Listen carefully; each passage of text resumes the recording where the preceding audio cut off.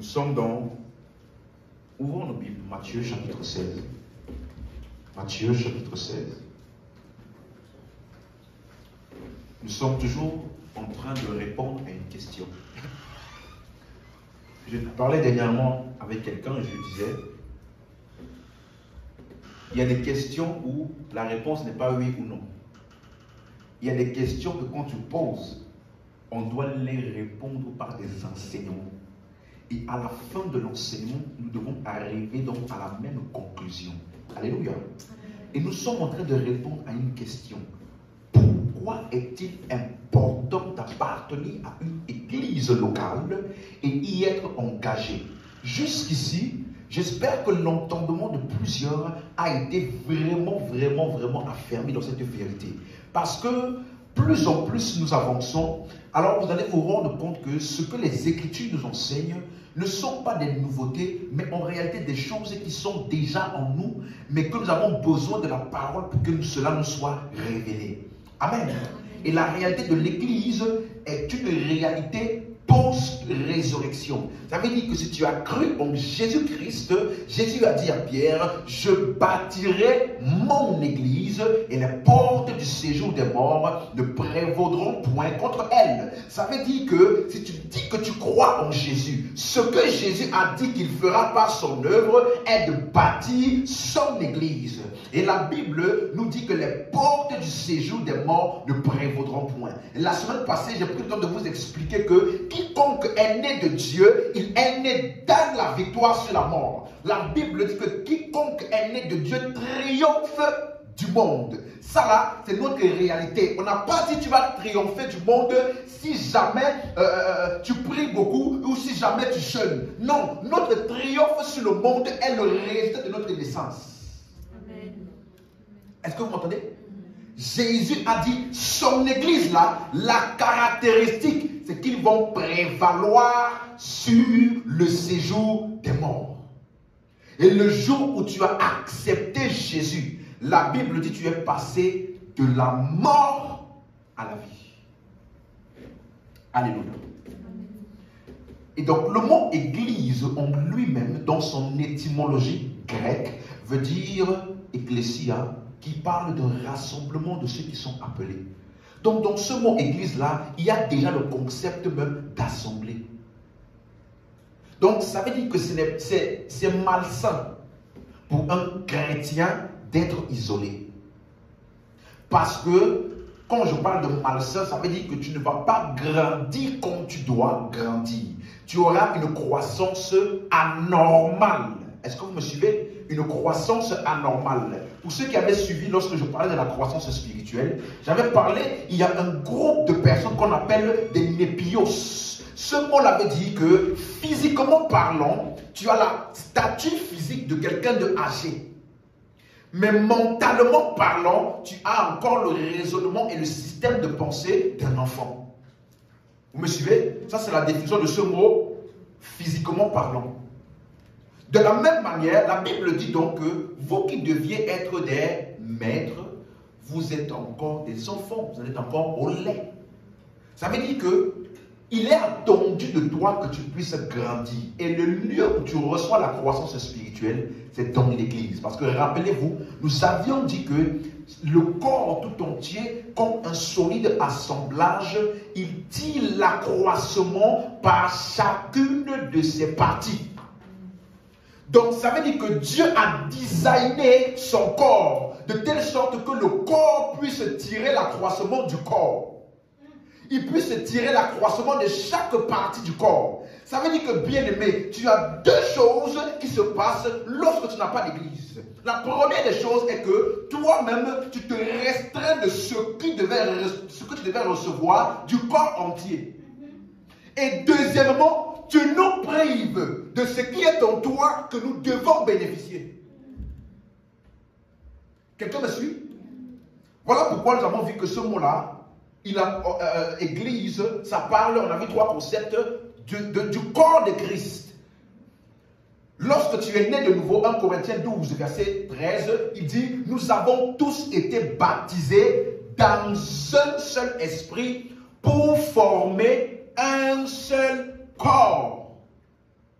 Donc le jour où tu as reçu Christ, tu as été baptisé ou bien plongé dans un corps. Ça veut dire que tu n'es plus indépendant. Amen. Amen. Quelqu'un me suit? Tu n'es plus indépendant. Parce que le concept du corps là a été utilisé par l'apôtre Paul pour expliquer l'interconnexion entre chaque membre de l'église. Que de la même manière que les membres de notre corps là, ils sont interconnectés et chacun tire du bénéfice de l'autre, de la même manière dans le corps de Christ, nous sommes ainsi. Donc quelqu'un qui se met à part, il est en train de montrer qu'il est plus sage que Dieu. Parce que la manière par laquelle Dieu a conçu pour que tu puisses grandir, avancer spirituellement, c'est comment? C'est en connexion avec les uns et les autres. Amen. Amen. Donc ça veut dire que le corps de Christ est un concept qui montre que nous devons fonctionner ensemble.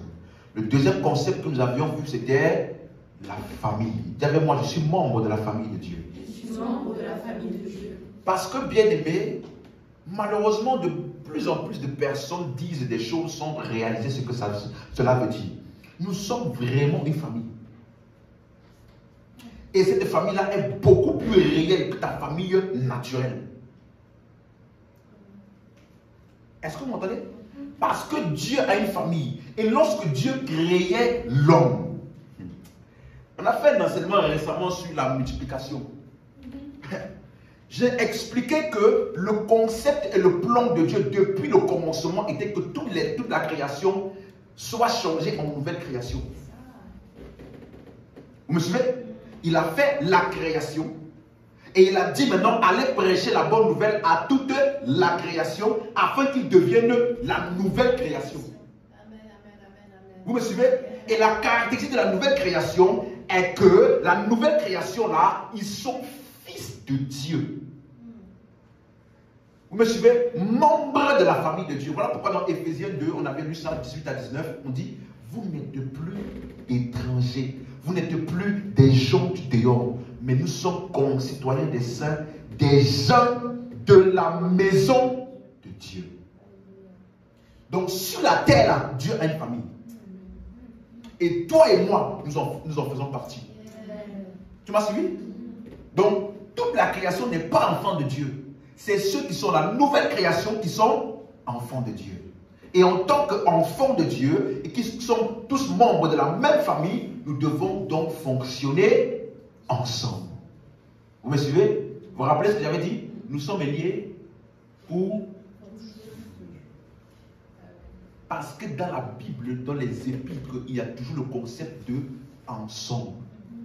Il n'y a pas le concept de individu. Non.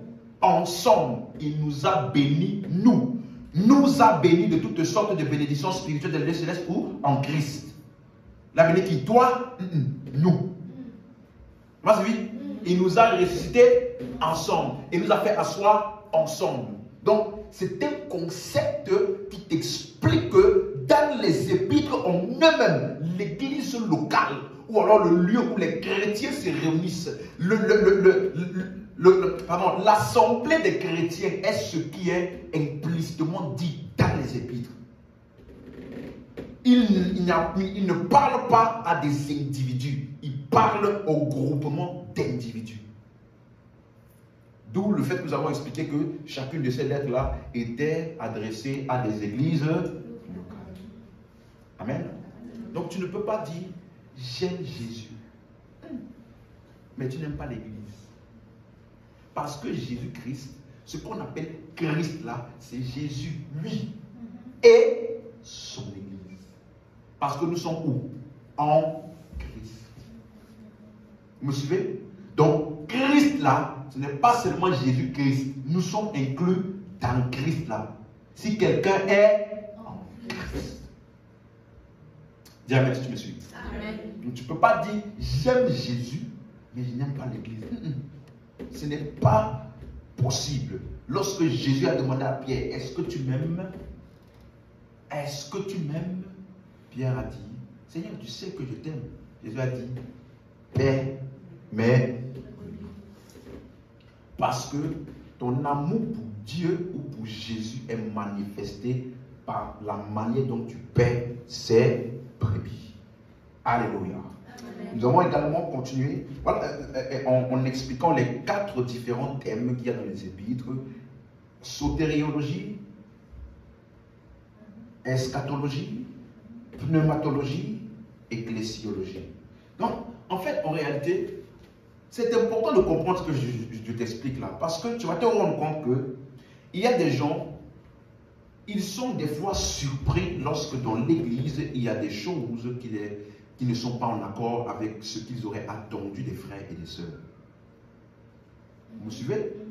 La Bible dit qu'il a donné les uns comme apôtres, prophètes, évangélistes, pasteurs et docteurs pour le perfectionnement des saints. Donc chacun d'entre nous là, nous sommes en perfectionnement. Donc tu n'as pas le droit de venir ici et de dire comment il a pu me faire ça? Mon frère ou ma soeur, comment il a pu me faire ça? Non. Nous tous nous sommes en perfectionnement. Donc chacun d'entre nous, à cause du fait que nous sommes liés de la même famille, dans le même corps, nous grandissons ensemble. Et si jamais il y a quelqu'un qui t'offense, alors tu appliques ce que Jésus a appliqué. Il a aimé l'église et s'est livré pour elle. Donc toi aussi tu te sacrifies à cause de l'utilité commune. Amen. Donc ça là, si tu ne comprends pas notre liaison ou notre connexion, il y a des choses là, tu ne vas pas comprendre pourquoi est-ce qu'en dépit de certaines choses que nous avons vécues, il y a des choses que nous avons expérimentées, nous restons en connexion. Vous me suivez? J'ai dit ici vendredi que certains chrétiens là, ils sont hypocrites sans s'en rendre compte. Parce que lorsqu'on te traite mal à l'hôpital, tu ne dis pas, je ne vais plus jamais aller à l'hôpital. Mais si jamais tu as un mauvais traitement à l'église par quelqu'un, tu dis quoi? Je ne vais plus les églises. Dans tous les cas, les hommes, vraiment, ils sont faillibles. Et dans tous les cas, c'est Dieu qui compte. Vous me suivez? Donc, c'est important de comprendre l'importance de l'église. Et donc, l'église, on a continué en parlant de cela, est le lieu des relations surnaturelles. Il faut que ce concept-là soit bien ancré en toi. Quand on parle de relations surnaturelles, on parle du fait que toi et toi et toi et moi, nous sommes liés. Mais le lien là n'est pas naturel. C'est un lien surnaturel. Et il te faut donc comprendre Christ et son œuvre et les enseignements pour reconnaître ce lien. Est-ce que vous me suivez? Il faut que tu sois conscient que l'église, c'est le lieu des relations surnaturelles. Quand tu lis Colossiens 3, Colossiens 4, Colossiens 6, et quand tu lis même Éphésiens, quand tu lis aussi Romains, quand il parle du corps, il parle de l'église, en fait, il t'explique à quel point nous sommes, le relationnement que nous avons là avec l'église est un relationnement surnaturel. L'église locale est une réalité donc de la rédemption. Ce qui nous lie là, c'est l'œuvre de Christ, en laquelle nous avons tous cru et qui a fait de nous des membres de la famille de Dieu. Donc l'œuvre de la rédemption est notre lien. Amen. Quelqu'un me suit? C'est important parce que quand tu as été sauvé, tu as été introduit dans un corps, tu as été plongé dans ce qu'on appelle l'église. Et donc en parlant de relations surnaturelles, cet après-midi, pardon, je vais m'attarder un peu sur un lien qui est primordial pour ta vie. L'apôtre Paul, je dis ça ici dans sa révélation dans les épîtres, il est celui qui a donné avec plus de profondeur le fonctionnement de l'église, ecclésiologie. Et dans ce fonctionnement-là, vous allez voir que, en parlant de Timothée par exemple, il dit mon enfant. Ça veut dire que dans ta vie chrétienne, il y a ce qu'on appelle le père spirituel. J'emploie ce terme-là parce que c'est connu. Vous me suivez? Mais ce n'est pas dans la Bible. Hein. Il n'y a pas le mot père spirituel dans la Bible. Tu as déjà vu ça? Ok. J'emploie ça parce que c'est dans la Bible. Mais le fait que nous soyons une famille, nous avons tous ce qu'on appelle le Père céleste. Notre Père Céleste, c'est qui? Tout le monde est d'accord? Notre Père Céleste, c'est Dieu. Mais Dieu n'est pas ton Père spirituel. Allô? Dieu n'est le Père spirituel de personne. Pas que quelqu'un dise, quel est ton Père spirituel? C'est Jésus. Quel est ton Père spirituel? C'est Dieu. Il est le Père Céleste. Nous sommes tous un en Christ. Nous avons tous accès, le même accès au Père. Parce que nous sommes enfants de Dieu. Et lorsque nous étudions sur la croissance spirituelle, je me rappelle avoir enseigné sur le terme également technon. Technon, ça veut dire que tu es sorti d'eux. Et nous avons vu que ce mot-là a été utilisé pour Dieu. Nous sommes tous enfants de Dieu. Mais ça a été également utilisé pour enfants spirituels. Paul dit à Timothée, mon enfant bien-aimé, mon technon. Donc dans la famille de Dieu là, il y a ceux qui sont les enfants d'autres. Allô? Et ça là, ce n'est pas par une liaison physique. Ce n'est pas... allons lire, ça va devenir plus clair. Donc 2 Timothée 2, verset 1. 2 Timothée chapitre 2, le verset 1.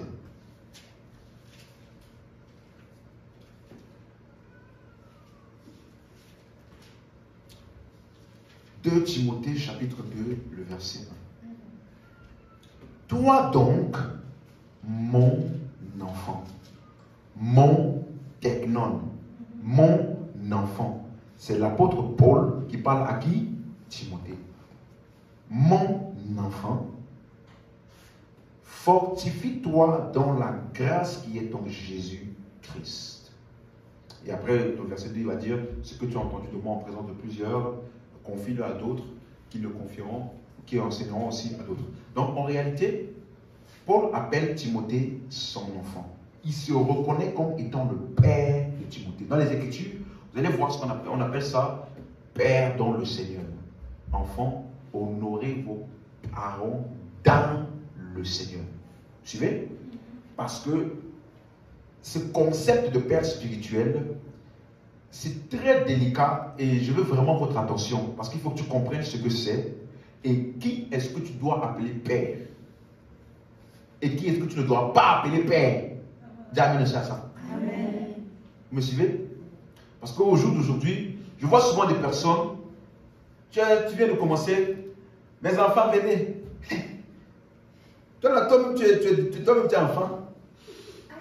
Mes enfants, venez.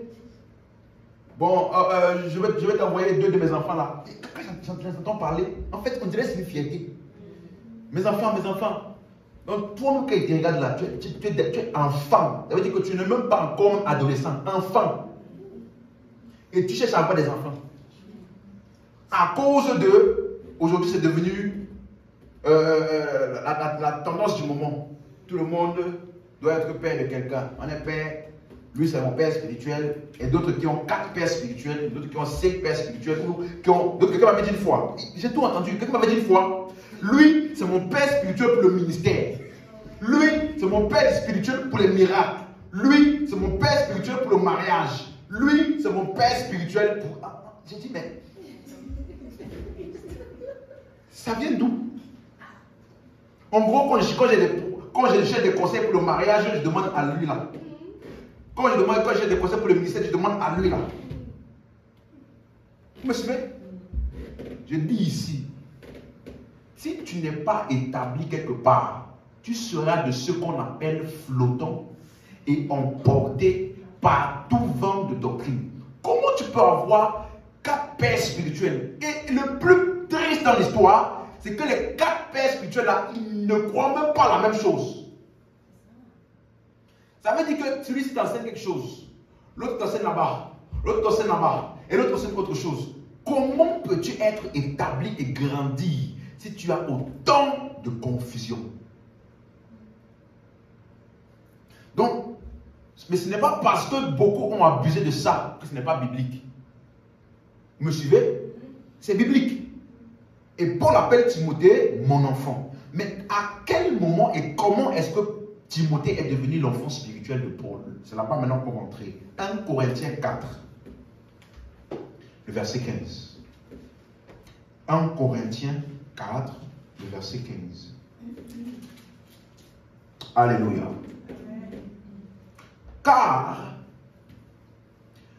quand vous auriez 10 000 maîtres en Christ, vous n'avez cependant pas plusieurs pères, puisque c'est moi qui vous ai engendré en Jésus-Christ par l'évangile. Donc il dit que vous, même si vous avez 10 000 maîtres, et plus tard je vais expliquer ce que ça veut dire maître, parce que quand j'entends maître là, ils pensent que c'est positif. Il va t'expliquer ce que ça veut dire. Même si tu as 10 000 maîtres, vous n'avez pas plusieurs pères. C'est moi qui vous ai engendré en Jésus-Christ par l'évangile. Il y a des années de cela, je pensais que ça voulait dire que c'est celui qui t'a prêché pour que tu sois sauvé. Et lui qui a prêché l'évangile pour la première fois là, c'est lui.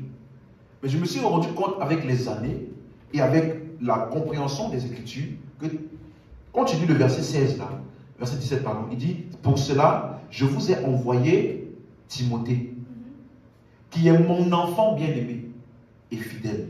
Or, ce n'est pas Paul qui avait prêché l'évangile à Timothée pour qu'il soit sauvé. Ce n'est pas Paul, parce que si tu lis 2 Timothée 1, verset 5 et verset 6, il dit là-bas que Paul reconnaît que la foi qui était en Loïs, la grand-mère de Timothée, et qui était en Eunice, la mère de Timothée, et qui est aussi en lui. Donc Timothée a grandi et a été sauvé dans une église familiale dans laquelle sa grand-mère était, sa mère, ensuite lui-même. Et c'est dans cette condition-là qu'il a rencontré Paul. Donc il était déjà sauvé. Est-ce que vous m'entendez? Amen. Il était déjà sauvé. Mais comment se fait-il que Paul l'appelle mon enfant bien-aimé? À quel moment est-il devenu son enfant bien-aimé? Il dit, c'est moi qui vous ai engendré en Jésus-Christ par l'évangile. Donc ça veut dire que ce qu'on appelle l'évangile ou le message de Christ ou la doctrine de Christ est ce qui te permet d'identifier ton Père. Je reprends ça. L'enseignement est ce que tu sais de l'évangile aujourd'hui. Celui qui est responsable de ça, c'est lui qui est identifié comme étant ton Père. Donc ça veut dire que ce n'est pas tout le monde que tu dois appeler Père. Vous me suivez? Parce qu'au verset 16, il dit, soyez mes imitateurs. Pas nos imitateurs. Non, mes imitateurs. Voilà pourquoi je vous ai envoyé Timothée, mon enfant bien-aimé. Et quand on parle de père spirituel, c'est celui qui est donc responsable de tes convictions doctrinales. Le pasteur de ton église, écoute bien ce que je vais dire maintenant. Ce que je fais là, je suis en train de rétablir l'ordre sur beaucoup de concepts en même temps. Donc sois attentif. Je connais des personnes, il dit, je suis dans telle église, mais le pasteur qui est là-bas n'est pas mon père spirituel. Quel désordre! Tu fais quoi là-bas? On t'a forcé? Comment tu viens dans une église et tu te dis, le pasteur là-bas, là, c'est pas mon père spirituel. En fait, mon père spirituel, c'est l'autre là-bas. Mais il faut aller là-bas. Pourquoi? Parce que celui qui t'enseigne régulièrement et celui qui implante en toi la doctrine de Christ, c'est lui qui est censé être ton père. Donc ça veut dire que si tu viens ici et ton père c'est quelqu'un d'autre, ça veut dire que les convictions doctrinales que tu as viennent de quelqu'un d'autre. Mais tu viens t'asseoir ici. Tu as des problèmes. Pourquoi souffrir ainsi? Pourquoi se faire autant de mal? Non. Vous me suivez? C'est moi qui vous ai engendré par l'évangile. Et le deuxième point, dans 2 Timothée 3, verset 14. 2 Timothée, chapitre 3, le verset 14. J'espère que quelqu'un suit ce que je suis en train de dire. 2 Timothée 3, le verset 14. L'apôtre Paul, il parle toujours de Timothée. 2 Timothée, chapitre 3, le verset 14.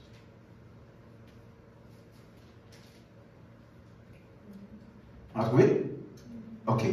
Il dit, toi, c'est Paul qui parle à qui? Timothée. Ok.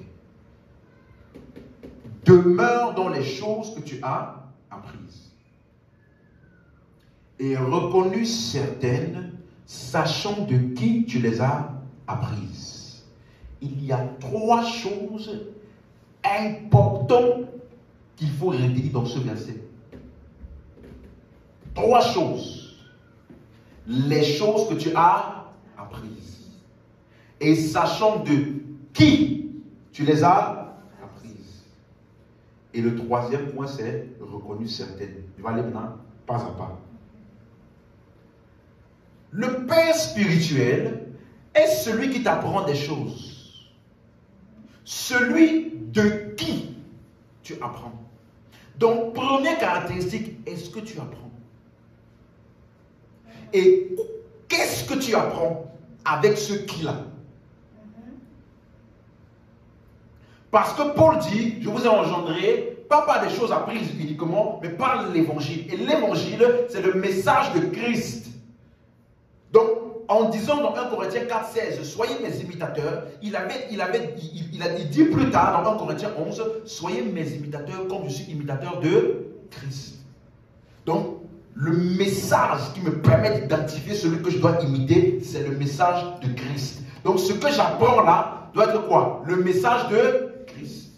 Dis Amen si tu suis. Amen. Donc, les choses qu'il a apprises là, vous allez vous rendre compte que dans 2 Timothée 3, 14, là, quand tu lis le verset d'après, il dit quoi?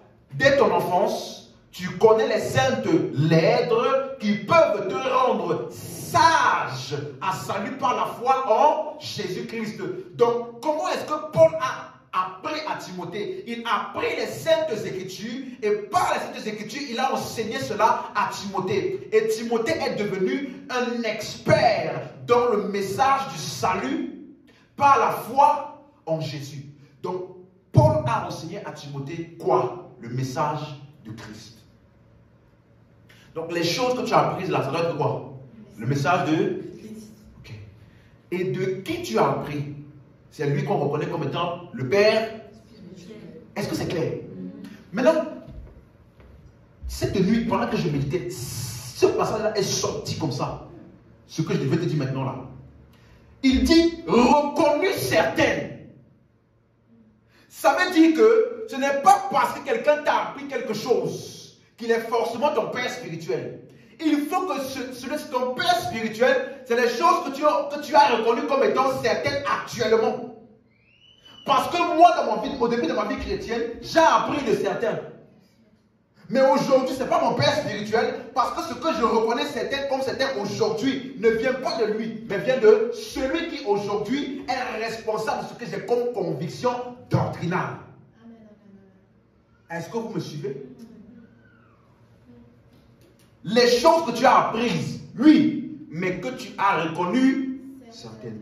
Donc ça veut dire que si tu m'écoutes et que tu n'es pas d'accord avec moi, je ne suis pas ton père. Aïe, c'est pas ça. Si tu ne reconnais pas ce que je dis comme étant certain, ça veut dire forcément que tu reconnais quelqu'un d'autre comme étant certain ce qu'il dit. Donc ça veut dire que non seulement tu es là, mais tu nous perds le temps et nous te perdons du temps. Vous me suivez? Je me rappelle une fois, j'avais été invité à une convention. Et l'homme de Dieu qui prêchait là-bas, que je respecte jusqu'à aujourd'hui, il n'a pas la compréhension des choses et les convictions doctrinales que nous avons. Mais je suis parti par respect. Amen. Et quand je suis arrivé là-bas, le combat que j'ai eu en moi,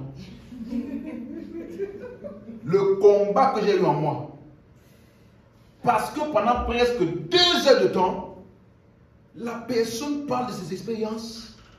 Comment tu peux prêcher pendant 2 heures, tu donnes un verset? Tu fais comment? Pour moi, c'est un exploit. Hein? Il faut vraiment être ouin. Il faut avoir le talent pour prêcher pendant autant de temps. Tu donnes un verset et tu parles pendant 2 heures. Et tu es fort. Comment tu fais? Donc, moi je suis là, j'écoute. Je dis, hey, Seigneur, qui m'a envoyé ici? Qui m'a envoyé ici? Donc, je m'arrête. Si eux commence à couler seul, qu'est-ce que je fais ici? Vous me suivez? Donc, moi j'ai perdu mon temps là-bas. Pourquoi? Parce que je suis parti écouter les choses qui sont contraires à ce que je crois. Donc, si toi aussi tu dis que tu es dans une église, tu ne crois pas en ce qu'on prêche là-bas, et tu es fervent, ça veut dire que tu es très mystique. Ça veut dire que tu as une capacité de recevoir le contraire de ce que tu crois pendant longtemps. Donc, toi vraiment, on doit t'analyser. Est-ce que quelqu'un me suit? Sachons de qui tu as appris. 1. Les choses que tu as apprises. 2. Mais aussi que tu as reconnues certaines. Donc moi, il y a des personnes auxquelles je t'ai connecté ou alors comme autorité. Aujourd'hui, ce n'est plus le cas. Parce que une des caractéristiques de la croissance spirituelle, par les Écritures, la Bible dit, les Écritures sont utiles pour corriger. Donc, c'est tout à fait normal d'avoir au fur et à mesure du temps un changement dans ton système de pensée lorsque tu rencontres la vérité. Amen. Donc, le père spirituel responsable des convictions doctrinales actuelles. Et deuxièmement, c'est celui-là qui, par cette doctrine, fait sortir de toi le ministère. Perfectionnement des saints en vue de l'œuvre du ministère. Donc, celui qui établit en toi la doctrine et qui fait sortir de toi le ministère est celui qui doit être identifié comme étant ton père. Est-ce que tout le monde a suivi ça? Et donc cette relation-là est une relation surnaturelle. C'est l'une des relations les plus importantes de toute ta vie. Parce que ça va déterminer comment tu vas fonctionner dans ce à quoi Dieu t'appelle. Et ça va donc déterminer ton éternité. Ce que tu auras comme récompense dans l'éternité. Vous me suivez? C'est pour ça que j'avais dit ici une fois que la décision la plus importante que tu dois prendre après ton salut, c'est quelle décision? Choisir son église. Tu choisis mal ton église, laisse-moi te dire, tu vas perdre du temps et 2, tu risques de rater le plan de Dieu pour ta vie. Voilà pourquoi Dieu, dans son amour, même lorsque tu es dans un endroit qui est erroné, il va toujours envoyer des gens pour essayer de te ramener, de te mettre des phares, essayer.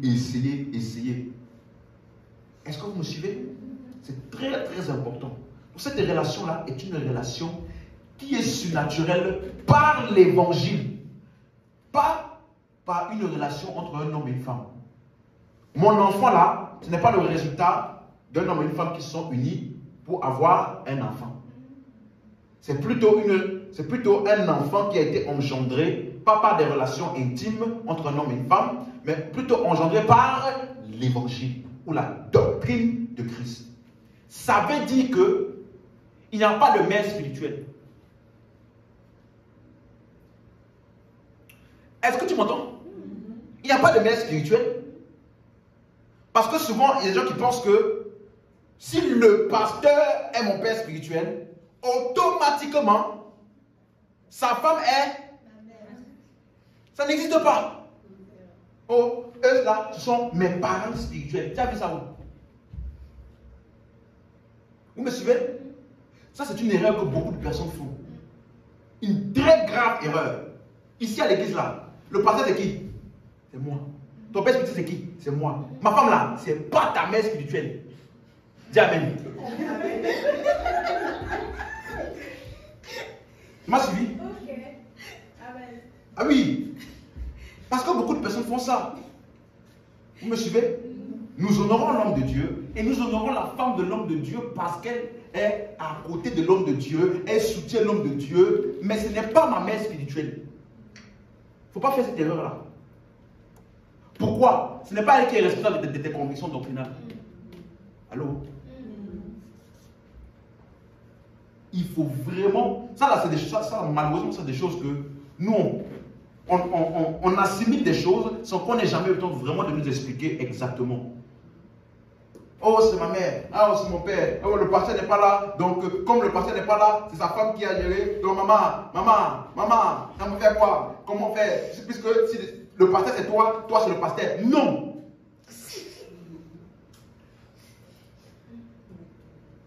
Vous me suivez? Parce que souvent, si Dieu a appelé l'homme, vous me suivez? L'homme a une certaine stature. Sa femme là, elle aussi a fait de bénéficier de la grâce de l'homme de Dieu comme toi. Tu me suis? Elle est aussi en train de grandir comme toi. Vous me suivez? Donc, il faut que il n'y a pas ce ne sont pas des relations naturelles. Vous me suivez? Un enfant qui est né d'un homme et d'une femme, automatiquement les deux là, ce sont ses parents. Mais ce ne sont pas des relations naturelles. C'est surnaturel par la doctrine de Christ. Alléluia. Voilà pourquoi il dit, vous pouvez avoir 10 000 mètres. C'est ce qu'on a dit mètres là? C'est le mot grec paidagogos. Paidagogos. Ça veut dire, le langage d'aujourd'hui là, nounou. C'est ce qu'on appelle nounou.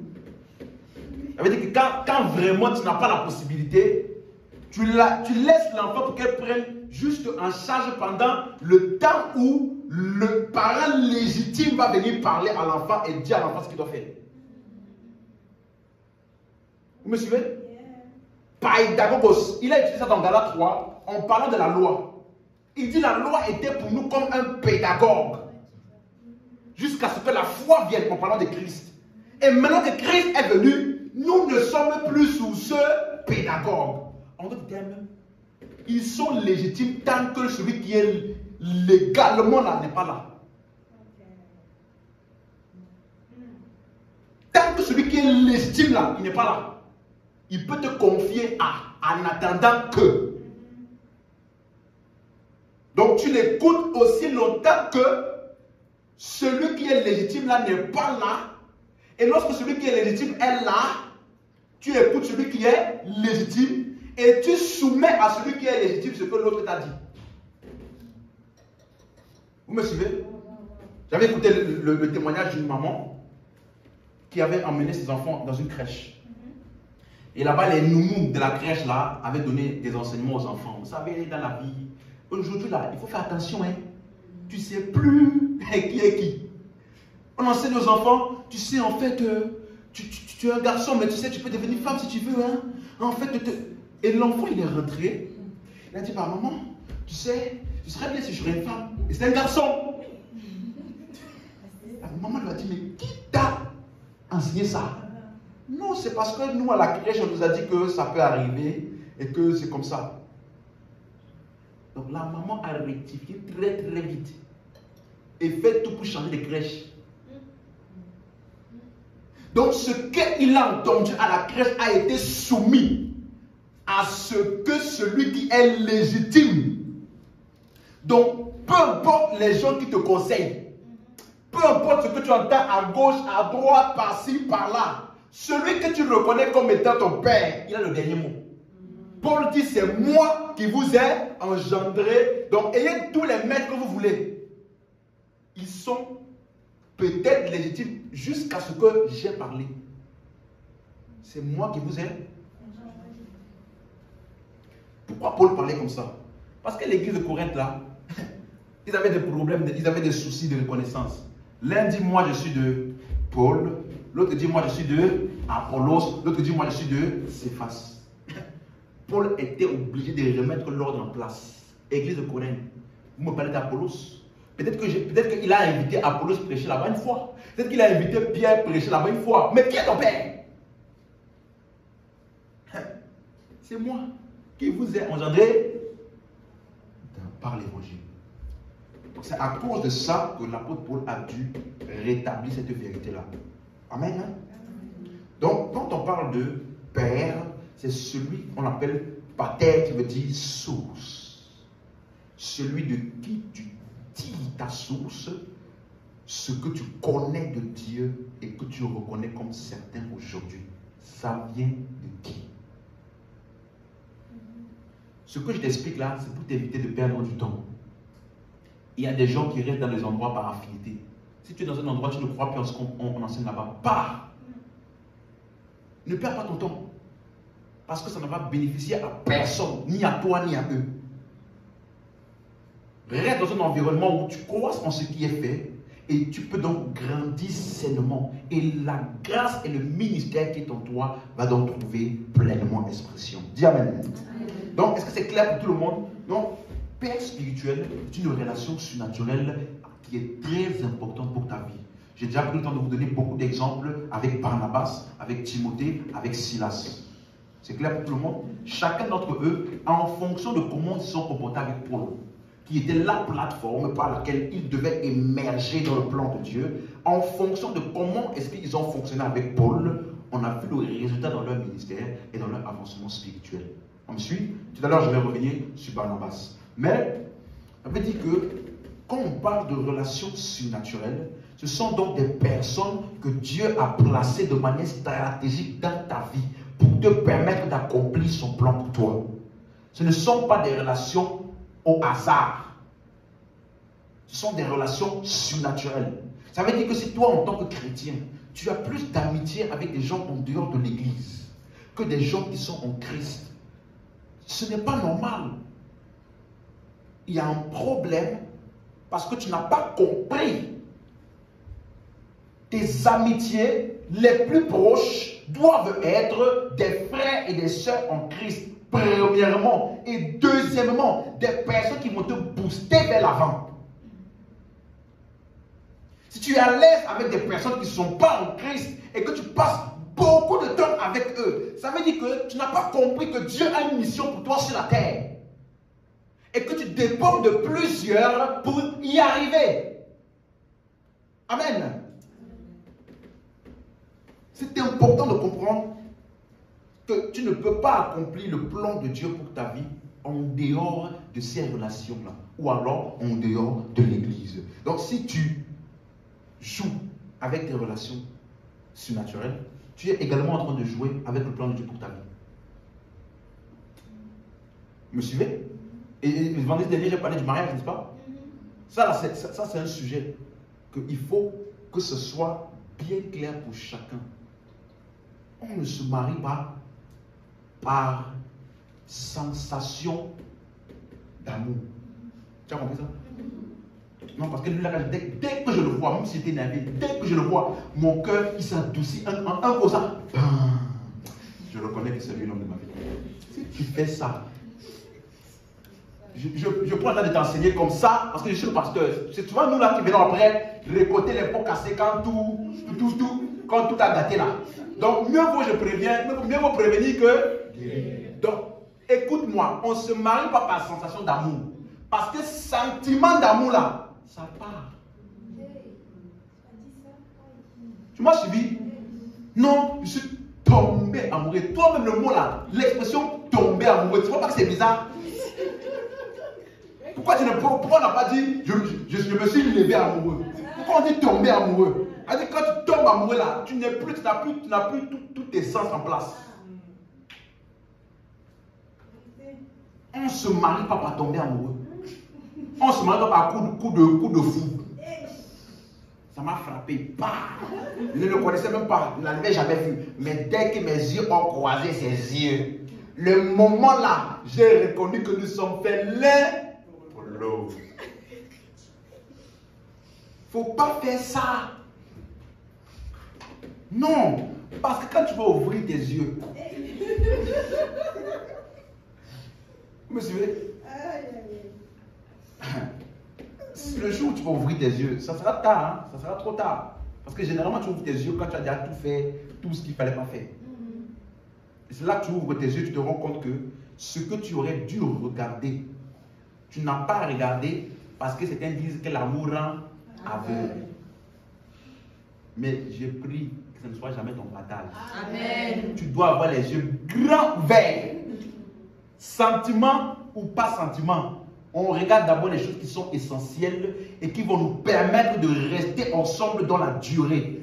Par exemple, tes convictions doctrinales. Ça, c'est un exemple. C'est la dernière fois.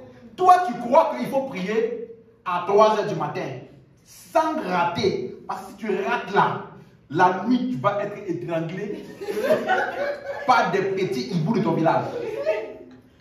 Lui, il croit que nous sommes en Christ. Nous adorons en esprit et en vérité. Ce n'est pas l'heure qui détermine notre prière. Nous, on prie tout le temps et sans cesse. Donc, cette nuit-là, je suis fatigué, je dors. Amen. Amen. Toi, tu te maries avec quelqu'un comme ça? On fait? Vous me suivez? Dans l'éducation des enfants, vous allez faire comment? Vous allez faire comment? Lui dit, on doit l'appeler Ismaël. Tu dis, non, c'est un homme maudit. Il faut Isaac, il faut Isaac. Tandis que toi, tu sais que non, là, il n'y a rien dedans. On fait. Vous me suivez? C'est important, hein? Comme vous là, vous êtes parti évangéliser, on est parti évangéliser hier. On t'a dit, pantalon, c'est l'abomination. Mais toi, si tu tombes amoureux, amoureuse, sous le moment, tu vas dire non, c'est pas grave. Pendant la période de connaissance, je ne porterai que des jupes. Le jour où tes yeux vont s'ouvrir, tu vas te rendre compte qu'il a mis chez toi. Vous me suivez? C'est très dommage hein, qu'il y a beaucoup de séparations et de divorces dans l'église. Pourtant, l'église est censée être le lieu par excellence où nous manifestons l'amour.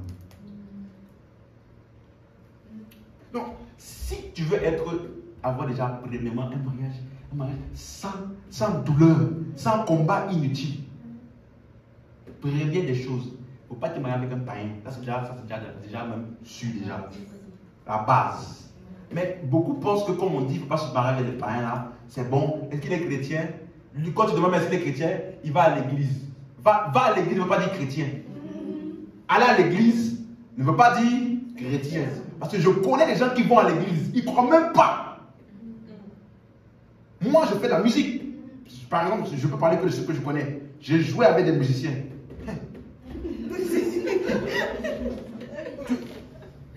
Pendant qu'on joue, l'adoration, tout ça, ils jouent, tout ça. Tu peux même penser que le gars, il est là-dedans. Dès qu'on finit l'adoration, prédication, il n'est même pas intéressé. C'est même pas qu'il fait exprès, il s'efforce à écouter. Il n'est même pas intéressé. Il revoit ses accords, il fait ses exercices de musique. Pendant la prédication. Et quand tu parles, Jésus, tout ça, ah frère, tu connais. Frère, tu connais. Donc, venir à l'église là, ça ne veut pas dire être chrétien. Et deuxième chose, supposons même que c'est vraiment un chrétien. Il croit en quoi? Parce que si tu ne fais pas face à ça avant, ça va te rattraper après. Et quand ça va te rattraper après là, tu n'as pas le droit de divorcer. Vous m'avez suivi? Tu n'as pas le droit de divorcer. Voilà. Au moins j'ai dit ça. Parce qu'aujourd'hui, dès qu'il y a une petite friction, c'est bon, j'en ai marre. Non.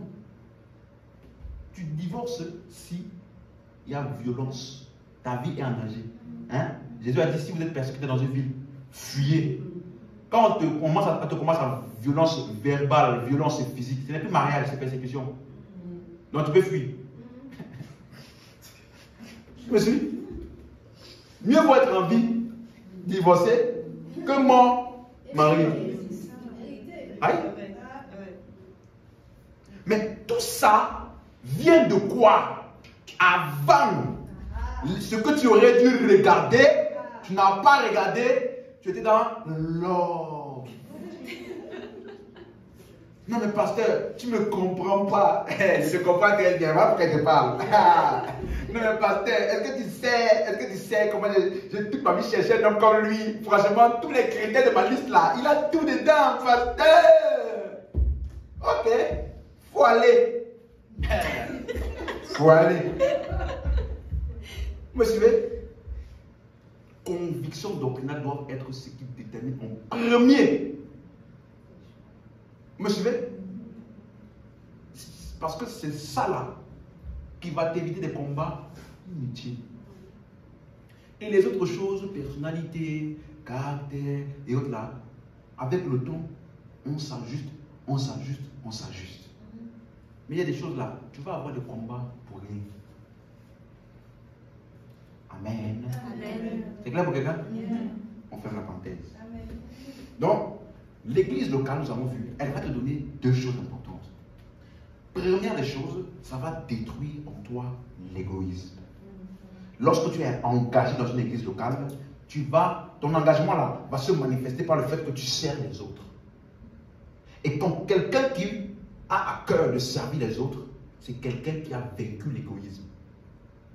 Lorsque je vois des personnes, et je me rappelle une fois, on est parti évangéliser, il y a une dame qui avait dit ça, elle avait dit, ah, moi je vois des jeunes comme vous, qui sont fermes pour le Seigneur, et qui connaissent les Écritures. Franchement, ça m'encourage, et je vois vraiment que ce n'est pas totalement perdu pour les jeunes.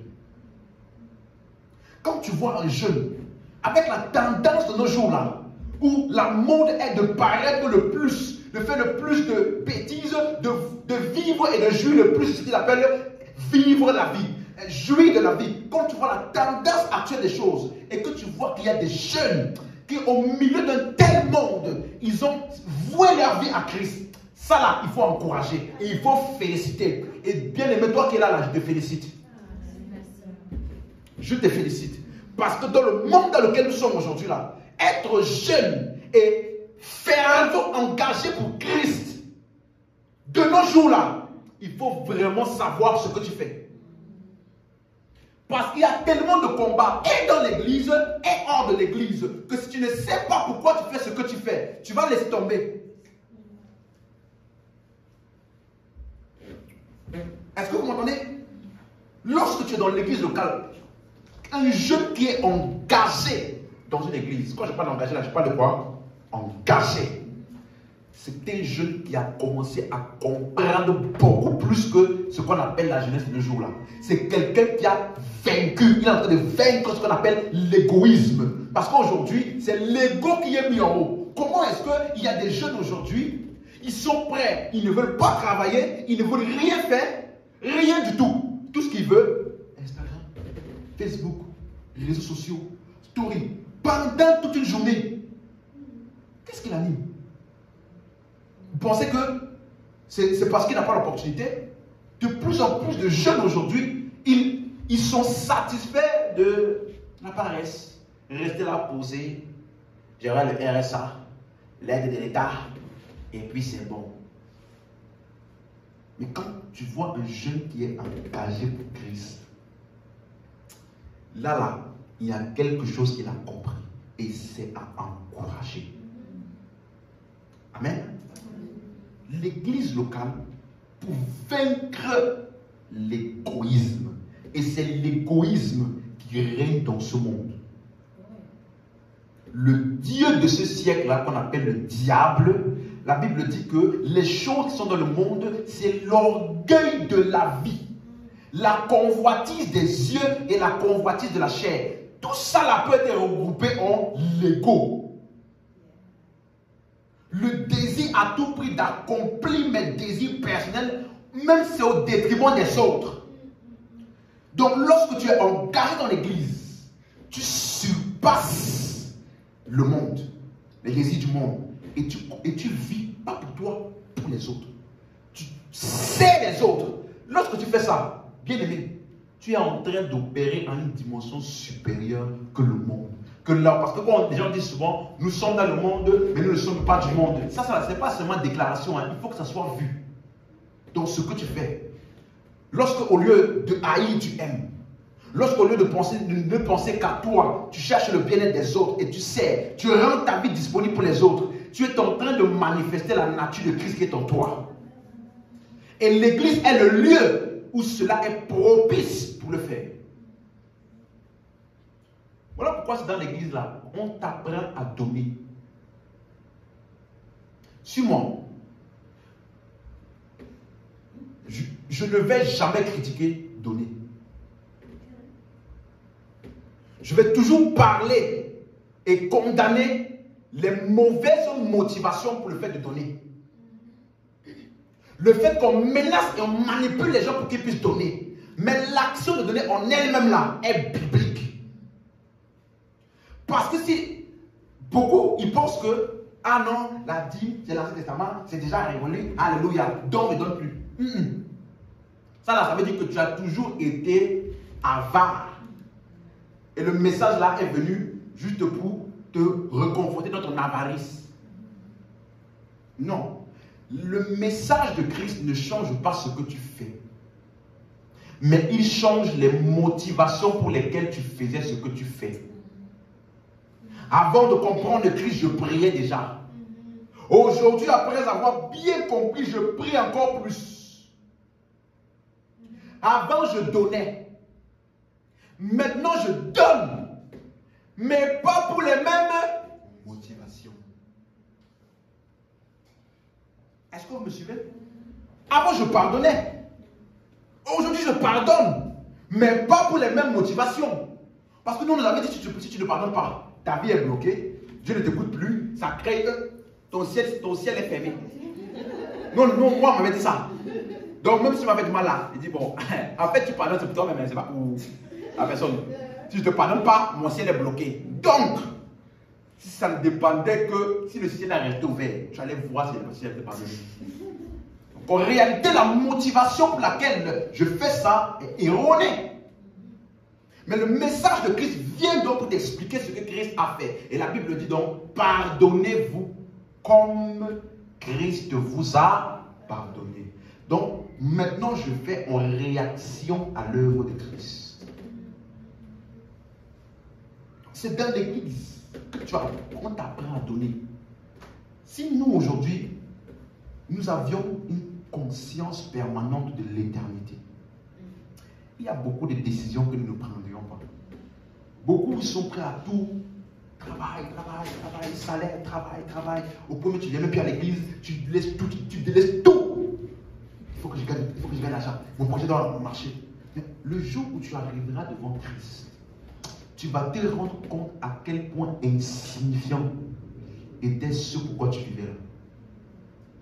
La Bible dit dans Matthieu 6, 19 à 20, ne vous amassez pas des trésors sur la terre. Là où la teigne et la rouille peuvent le ronger. Mais amassez-vous des trésors où? Dans le ciel. Rien ne peut ronger ça. C'est une récompense éternelle. C'est un trésor éternel. Donc, en tant que croyant, dans l'église là, on te montre ce qui est important et qui est en dehors de ton ego, de tes intérêts sur le moment. On t'apprend dans ton engagement à l'église là, on te montre que une des preuves de ton engagement à l'église, c'est aussi la manière dont tu donnes. Oui. Quelqu'un me suit? La deuxième chose que tu vas apprendre dans l'église locale, c'est aussi, ça va te montrer ton interdépendance avec l'autre. Tu vas te rendre compte que dans ton interaction avec les autres, tu vas recevoir des choses que tu n'aurais jamais pu avoir tout seul. J'ai besoin de toi, tu as besoin de moi. Vous me suivez? Voilà pourquoi j'avais expliqué ici que ce qu'on appelle donner et recevoir, c'est la stratégie de Dieu pour détruire en toi l'égoïsme et l'orgueil. Il te faut vaincre l'égoïsme pour donner. Et quand je parle de donner, ce n'est pas l'argent. C'est tout. Quand tu sers les autres, quand tu surpasses de toi-même pour les autres, tu donnes de ta vie pour les autres. Il faut surpasser l'orgueil pour ça. Mais aussi, pour reconnaître la grâce de Dieu dans l'autre et venir recevoir, il te faut de l'humilité. Donc, pour vaincre l'orgueil et l'humilité, donner et recevoir. Quelqu'un me suit?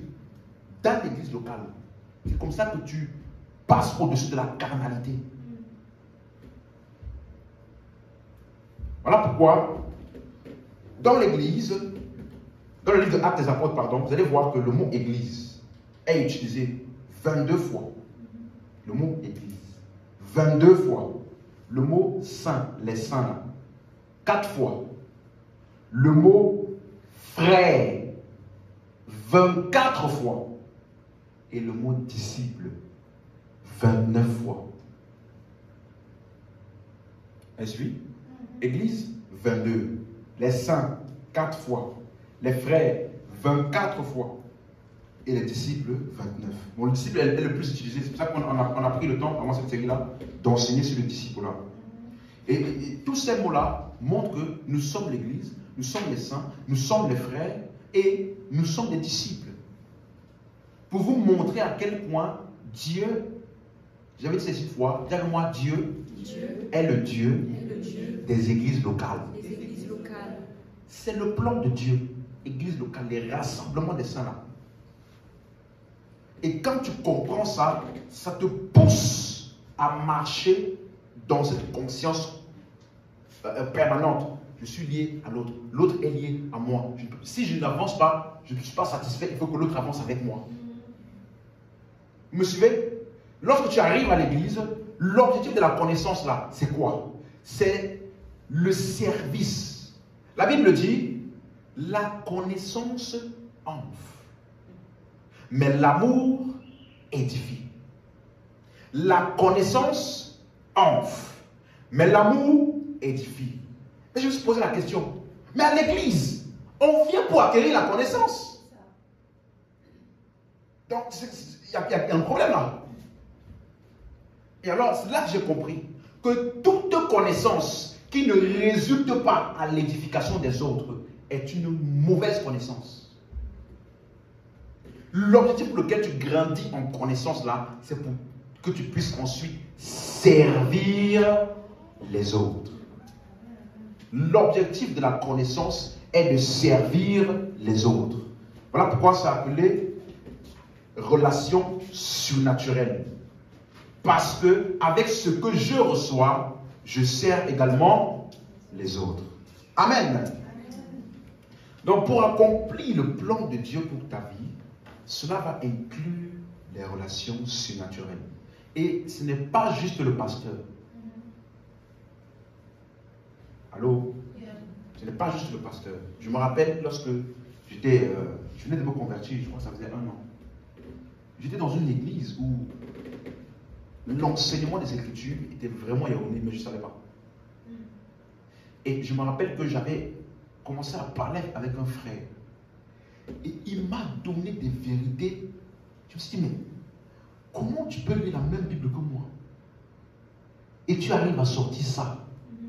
Ce jour-là, où il m'a enseigné ce qu'il m'a enseigné, ça a débloqué en moi ma soif pour les Écritures que j'ai jusqu'aujourd'hui. Jusqu'aujourd'hui. Ça a commencé le jour où j'ai parlé avec un frère. Parce que dans l'église, j'étais là, j'étais satisfait là-bas, tranquille, on allait à l'église, on écoutait, on faisait tout. Mais j'ai rencontré un frère. Il m'a dit, viens, toi là, je vois que tu as quelque chose. Il faut que je te communique quelque chose. J'ai dit, mais c'est pas qui? C'est ce que je me suis dit dans ma tête. Mais j'ai dit, ok, on s'est appelé. Il m'a dit, prends la Bible. Je me suis dit, comme à l'église. Il a commencé à m'enseigner des choses que je n'avais jamais entendues. Et quand je lisais la Bible, je voyais que c'était vraiment écrit. Je dis, mais comment tu peux lire la Bible comme ça et sortir ça? Depuis ce jour-là, après cet enseignement-là, je suis devenu une autre personne. M'asseoir pour les Écritures. Dans cette église-là, par exemple, on nous disait, vous n'avez pas le droit de lire un autre livre qui n'est pas de l'église. Vous n'avez pas le droit d'écouter un autre pasteur qui n'est pas le pasteur de l'église. Vous n'avez même pas le droit, j'avais dit, bon, ils n'ont pas dit ça, mais j'ai l'impression, vous n'avez pas le droit de comprendre la Bible autrement. On nous disait ça. Donc moi, je ne connaissais rien d'autre. Mais quand j'ai commencé à écouter ce frère-là, on a fait 1 heure, une heure. Ça a commencé. En fait, je n'arrivais pas à dormir. J'ai commencé à chercher livres, méditation, enseignement, méditation. Et c'est comme ça que j'ai eu la compréhension des Écritures qui m'a donné la force de sortir. Un moment avec qui? Un frère. Des fois, dans ta vie chrétienne, beaucoup ne reconnaissent pas, comme Jésus a dit, vous n'avez pas reconnu le don de Dieu. Le don de Dieu n'a pas toujours la forme que tu espères. Ce n'est pas parce qu'il n'a pas le titre que tu ne peux pas bénéficier de lui. Bien au contraire, des fois même, c'est ceux qui n'ont pas le titre là, qui ont plus la facilité de faire bénéficier. Est-ce que vous me suivez? Très important. Les relations surnaturelles. Voilà pourquoi en tant que chrétien, tu restes seul chez toi, tu pries chez toi, tu lis la Bible chez toi. Mais tu vas te perdre et tu ne vas même pas savoir que tu es perdu. Lorsque c'était frère souvent, ils ont des problèmes.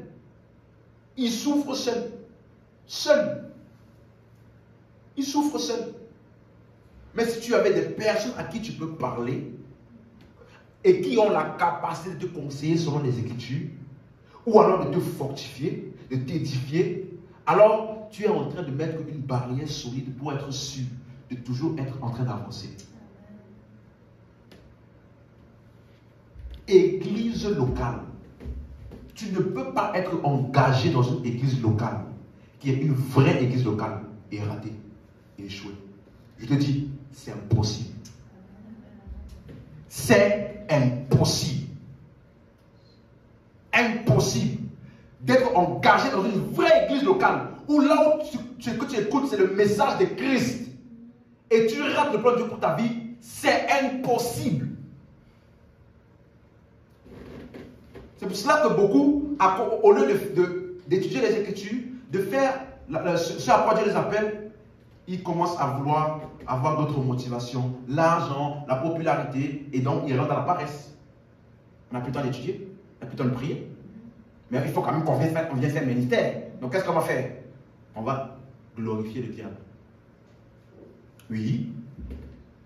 Quand tous les jours tu viens à l'église, on t'explique comment briser les liens, comment briser l'œuvre du diable, comment anéantir le sorcier de ta vie, comment, qui a bloqué ma destinée, qui a volé mon étoile. Ça là, ça vient de qui?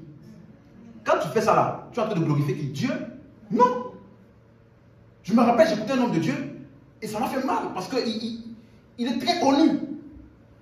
Il parlait de personnes. C'était une conférence de serviteurs de Dieu. Et il disait, il y a beaucoup de personnes ici. Votre appel est bloqué. L'appel de Dieu sur ta vie n'avance pas. Tu n'arrives pas à accomplir le plan de Dieu pour ta vie. Parce que beaucoup d'entre vous, il y a des réalités qu'on ne vous a pas expliquées. Ce n'est pas parce que tu es né de nouveau en Jésus-Christ qu'il n'y a pas les liens de ta famille que tu dois traiter. Il y a beaucoup, votre onction là, elle est restreinte parce qu'il y a des choses générationnelles que vous n'avez pas traitées. Et j'ai dit, mais comment toi on t'appelle, si c'est archibishop ou trichon, et tu viens expliquer aux personnes à quel point ce que Jésus a fait est tellement nul qu'ils ont besoin d'aller en plus de ce que Jésus a fait là, aller briser les liens générationnels qui les retiennent malgré le fait qu'ils sont en Christ. Le fait d'être en Christ là n'a pas annulé les liens là. Ils sont entrés en Christ avec les liens. Mais ça veut dire que les liens là sont plus puissants que l'œuvre de Christ. Et pourquoi je t'appelle chrétien? Il faut qu'on t'appelle serviteur du diable. Parce que tu es en train de glorifier le diable en disant que ce que Jésus a fait n'a pas pu régler la question de tous les liens, les enchantements que Dieu fait avant.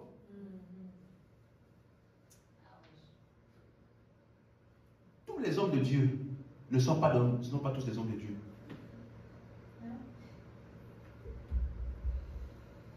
Quelqu'un m'entend?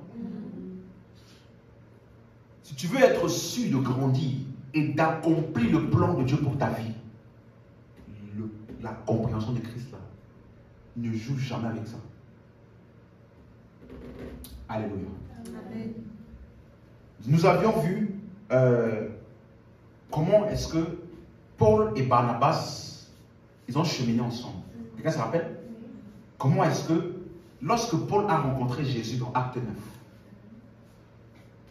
Acte 11, c'est Barnabas qui est parti chercher Paul. Parce que personne ne voulait s'identifier à Paul. L'ancien tueur de chrétiens, personne. Il fallait que quelqu'un de recommandable puisse l'introduire et attester à tous qu'il est vraiment converti. Qui a fait ça? Barnabas.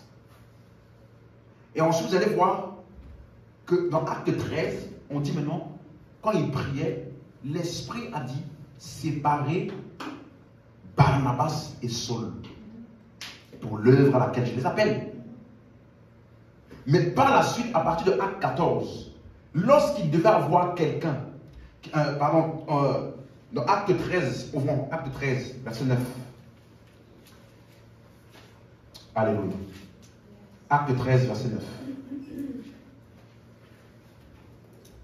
Alors, Saul, appelé aussi Paul, rempli du Saint-Esprit, fixa les regards sur lui et dit: homme plein de toute espèce de ruse et de fraude, fils du diable, ennemi de toute justice, ne cesseras-tu point de pervertir les voies droites du Seigneur? Donc ici, c'est censé être Barnabas et Paul qui ont été appelés. Mais lorsqu'il y a eu un premier défi, c'est Paul qui a pris les devants. Est-ce que vous me suivez? C'est Paul qui est venu parler. Donc, ça veut dire que le don de Dieu qui était en Paul là a pris les devants. Et c'est à partir d'ici que, par toute la suite, vous allez voir, c'est maintenant Paul et Barnabas. Parce que dans cette relation surnaturelle là, qui devait être l'autorité? Paul. Qui devait être le leader? Paul. Voilà pourquoi, verset 13. Paul et ses compagnons, s'étant embarqués à Paphos, se rendirent à Perge en Pamphylie. Jean se sépara d'eux et retourna à Jérusalem. On a même pu mentionner Barnabas. Il était parmi les compagnons. Parce que qui était le leader? Paul. Verset 16. Quand il fallait encore parler, 16. Paul se leva et ayant fait signe de la main, il dit: hommes israélites, et vous qui régnez, et vous qui craignez Dieu, écoutez. Et par la suite, Paul a parlé jusqu'au verset 43. Qui a encore parlé? Paul. Verset 43 de Acte 13, toujours. Et à l'issue de l'assemblée, beaucoup de juifs et de prosélytes pieux suivirent Paul et Barnabas, qui s'entretinrent avec eux et les exhortaient à rester attachés à la grâce de Dieu. Donc c'est Paul qui est maintenant en charge. Maintenant, quand tu lis Acte 14, le verset 8, à Lystre se tenait assis un homme impotent et des pieds, boiteux de naissance et qui n'avait jamais marché. Il écoutait parler qui? Paul. Et Paul, fixant les regards sur lui et voyant qu'il avait la foi pour être guéri, dit d'une voix forte: lève-toi droit sur tes pieds. Et il se leva d'un bond et marcha. Vous allez vous rendre compte que par la suite, Barnabas est mentionné quelques fois. Parce que celui qui était le leader, c'était qui? Paul. Et Barnabas était censé être son associé. Il n'y a jamais deux têtes. Allô? Il n'y a jamais deux têtes. Lorsque Dieu établit une relation, il y a toujours un qui doit l'aider. Amen? Et dans ce cas ici, ça devait être qui? Paul. Donc Barnabas était sûrement là, mais en arrière-plan. Et voilà la preuve, c'est qu'au verset 19, lisez, très important, verset 19. Alors, survinrent d'Antioche et d'Icône des Juifs qui gagnèrent la foule et qui, après avoir lapidé Paul, les traînèrent hors de la ville pensant qu'il était mort. On a lapidé Paul et Barnabas? Non. On a lapidé qui? Parce qu'il était devant. Vous suivez? Ici, là, Barnabas n'a pas pris les devants. Hein? Vous allez voir ce qui s'est passé. Pendant qu'on lapidait Paul, Barnabas était en retrait. Quelque part. On ne sait pas où. Mais verset 20 maintenant. Mais les disciples, l'ayant entouré, il se leva et entra dans la ville. Le lendemain, il partit pour Derbe avec eux. Non, verset 19, pendant qu'on lapidait Paul. Ni vu ni connu. Lorsqu'il a repris ses esprits, Barnabas est le sujet. Qu'est-ce que c'est ça? Parce que celui qui était en avant était Paul. Donc, c'est tout à fait normal maintenant que dans Acte 15, le verset 36,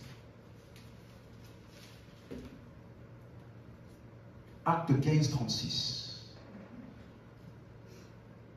quelques jours s'écoulèrent après lesquels Paul dit à Barnabas, retournons visiter les frères dans toutes les villes où nous avons annoncé la parole du Seigneur pour voir en quel état ils sont. 37. Barnabas voulait emmener aussi Jean, surnommé Marc.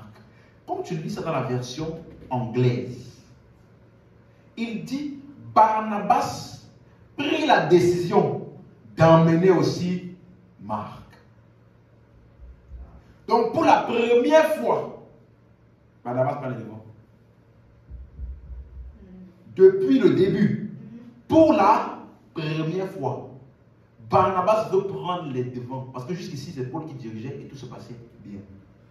Mais ici, là, parce que quand tu lis le verset 38, il dit, mais Paul jugea plus convenable de ne pas prendre avec eux. Donc, quand on dit Barnabas, il voulait emmener Jean-Marc avec eux là. Donc, pour la première fois, Barnabas voulait prendre une décision pour tout le groupe. Alors que quand on lapidait, on a lapidé qui? Quand il fallait affronter les contradicteurs, qui confrontaient? Vous suivez? Dieu, lorsqu'il établit une relation, il met toujours la tête. Il y a un qui est la tête et les autres qui suivent avec lui.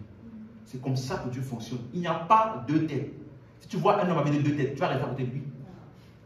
Hein? Homme avec un être, quelconque qu'il soit, dès qu'il a deux têtes là, ce n'est pas normal. C'est un monstre. Vous suivez? Donc Dieu, lorsqu'il établit une relation, il met toujours quelqu'un qui a la tête. Alors, je me suis posé la question, pourquoi Paul ne voulait pas que Jean-Marc parte avec eux? Est-ce qu'il n'aimait pas Jean-Marc? Est-ce qu'il n'aimait pas sa tête? Qu'est-ce que Jean-Marc a fait? Verset 38. Paul jugea plus convenable de ne pas prendre avec eux celui qui les avait quittés depuis la Pamphylie et qui ne les avait point accompagnés dans leur œuvre. Donc ça veut dire que Jean-Marc, il avait un engagement questionnable. Il n'était pas consistant. Et je vous ai dit ici, dans l'accomplissement du plan de Dieu pour ta vie, ceux avec qui tu traînes, ceux avec qui tu marches, comptent.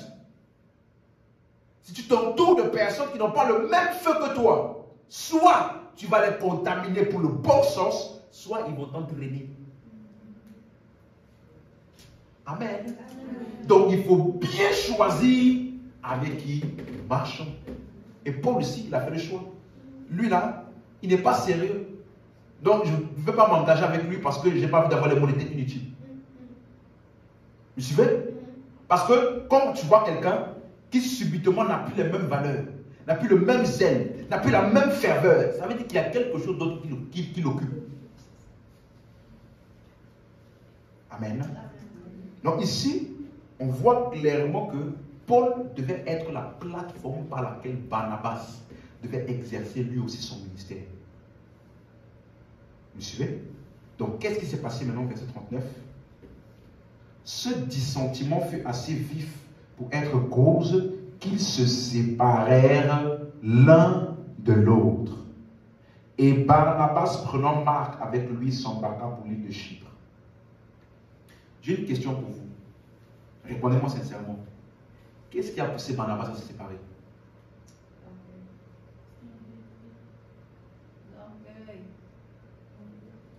Les autres? Désaccord. Hein? Désaccord. Le désaccord. Mais est-ce qu'il n'y a pas de désaccord souvent dans les relations? Oui. Mais qu'est-ce qui a fait que maintenant là, il dit je laisse? On lui a refusé. Je parle avec Jean-Marc. On lui a refusé le leadership. Ah. Je vous ai dit, l'église locale, ça va détruire de toi deux choses. Soit tu vas te séparer parce que tu veux entretenir ça en toi. Soit tu vas rester là et tu vas subir le processus pour faire à terre ça, détruire ça de toi et manifester le caractère de Christ. Proverbe 18, verset 1. Celui qui se tient à l'écart cherche ce qui lui plaît. Donc ici, Barnabas, il s'est séparé pourquoi? Moi aussi, j'ai la grâce de Dieu. Jamais vient. Paul pense qu'il peut faire ça lui seul. Nous aussi, on va faire. On n'a plus jamais entendu parler de Barnabas dans tout acte des apôtres. Allez, Michel. Vous me suivez? Dans tout acte des apôtres, on n'a plus jamais entendu parler de Barnabas. Ce n'est pas qu'il n'a pas la grâce de Dieu. Hein. C'est parce que beaucoup là, ils souffrent. Ils sont au mauvais endroit, avec les mauvaises personnes. Et beaucoup de fois, ils restent séparés à cause de l'orgueil. Non, mais si je repars là-bas, il va dire que finalement, c'est lui qui avait raison, comme il avait dit qu'il ne faut pas que je parte. Donc, qu'est-ce que je fais? Je reste à côté et je fais ma part aussi. Et tu es là, tu galères. Parce que toi-même, tu sais en toi que c'est là-bas que tu dois être. Vous me suivez? Si c'était séparé à cause de la doctrine, hein? Si c'était séparé à cause de la doctrine, ça aurait été valable. Parce que ce qui nous lie là, c'est quoi? Je vous ai engendré par l'évangile. Donc si je me sépare d'un homme, parce que je cherche la croissance spirituelle, et parce que je ne grandis pas avec lui, ce n'est pas la rébellion. Je dis ça ce vendredi. Il ne faut plus que ces chrétiens-là, ils ont peur. Ils restent là-bas parce qu'on tellement t'a menacé, tellement on t'a dit toutes les choses qui vont t'arriver si tu pars, que tu restes là-bas par peur, ou bien parce que tu as des affinités avec les personnes, ou alors parce que là-bas, là, tu as des responsabilités. Aucune responsabilité, aucune affinité et rien ne doit te retenir quelque part si ce n'est d'abord, premièrement, la doctrine de Christ. Est-ce que vous me suivez? Ça là, c'est le critère numéro 1 qui va déterminer là où tu pars, où tu es établi, avec qui tu restes. C'est important. Si tu as la doctrine, elle est ok. Mais lis, on est en acte 15, n'est-ce pas? Lis, quand tu vas sur toi là, lis acte 15, 16, jusqu'à la fin. Si tu vois Barnabas là, entends parler de lui. Pourquoi? Parce que qui avait reçu la révélation, c'est Paul. Amen. Qu'est-ce que c'est ça? Donc, et quand tu vois maintenant par la suite, quand on dit que quelqu'un avait dit une fois, quand quelqu'un laisse, quelqu'un prend. Regardez, verset 40. Paul fit choix de... Quand tu lis maintenant toute la suite, tu vas toujours voir Paul et Silas. Donc, c'est pour te dire que, suis-moi. Je ne veux pas décourager quelqu'un, mais je veux te dire quelque chose. Quand Dieu a un plan pour toi, si tu négliges, quelqu'un doit faire. Je peux te garantir. Quelqu'un doit faire. Le jour où j'ai compris ça, c'est lorsque Jésus, il a prêché et tous les disciples sont partis, sauf les 12. Et Jésus n'a pas dit, s'il vous plaît les gars, restez s'il vous plaît. Jésus a demandé, vous aussi, vous ne partez pas. Ça veut dire qu'il était prêt à perdre les 12 et à rechoisir 12 autres pour accomplir la mission. Pour vous montrer à quel point personne n'est indispensable, mais tout le monde est nécessaire. Dieu compte sur toi et il a vraiment foi que tu vas faire ce à quoi il t'appelle. Mais si tu négliges et que tu es tellement préoccupé, parce qu'il y a des gens qui pensent que quand ils se donnent à l'œuvre de Christ là, il faut une faveur à Dieu. Non. Il ne faut pas penser ça. Ah non, non, pas du tout. Lorsque tu fais ça, c'est par reconnaissance à ce que Christ a fait pour toi. Vous me suivez? Non. Si tu négliges, tu dis, je vais à tout prix faire ma vie, j'ai mes projets, j'ai les choses que j'avais déjà prévues, et puis et tout, et je vais garder ma vie, et puis je vais rester à l'église en tant que simple membre. Il n'y a même pas cet attribut de la Bible. Simple membre, ça n'existe pas dans la Bible. Mais si c'est ton plan et ta décision, Dieu respecte. Quelqu'un le doit faire. Amen. Hein? Donc, je vais terminer en parlant de justement ce sujet-là qui est ce qu'on appelle vraiment la rébellion. Ce que Barnabas a fait, c'est ça qu'on appelle la rébellion. Et Dieu ne travaille jamais avec les rebelles. Note ça. Dieu ne travaille jamais avec les rebelles. Jamais.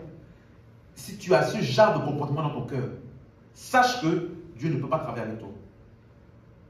Il va faire tout son possible pour qu'on t'enseigne, pour que tu sois enseigné, pour que ça là, ça parte de toi. Après, il va t'utiliser. Mais tant que tu as ce genre de cœur-là, ou de mentalité, je veux à tout prix mon truc, ma manière, de ma manière. Si tu ne veux pas ma manière, je pars. Ah, tu pars dans notre église. À là-bas, on ne fait pas comme tu veux, je pars. Dieu ne peut pas travailler avec quelqu'un comme ça. Parce que pourquoi Barnabas est parti? Pourquoi? Juste parce qu'on n'a pas écouté ce qu'il voulait. Souvent, il y a des gens qui disent, je ne me sens pas écouté là-bas. Vraiment, on ne m'écoute pas comme je voudrais qu'on m'écoute. Le pasteur n'a pas pris en considération également mon point de vue. À l'église là, ce n'est pas la démocratie. Alors, à l'église, ce n'est pas la démocratie. Ce n'est pas qui fait le vote. Qui veut qu'on prêche la prochaine série d'enseignement, qui veut qu'on prêche le mariage. 2 personnes avec toi, bon, on ne fait pas. Qui veut qu'on puisse avoir le culte dimanche prochain. 1 personne lève la main, bon, on n'a pas pu. Ce n'est pas la démocratie. Ce n'est pas la démocratie. Dieu ne fonctionne pas comme ça. Dieu établit un homme. Ensuite, par l'homme là, il transmet ses desseins. Amen. Lisons un passage. 1 Timothée 3, verset 1. La rébellion. Non.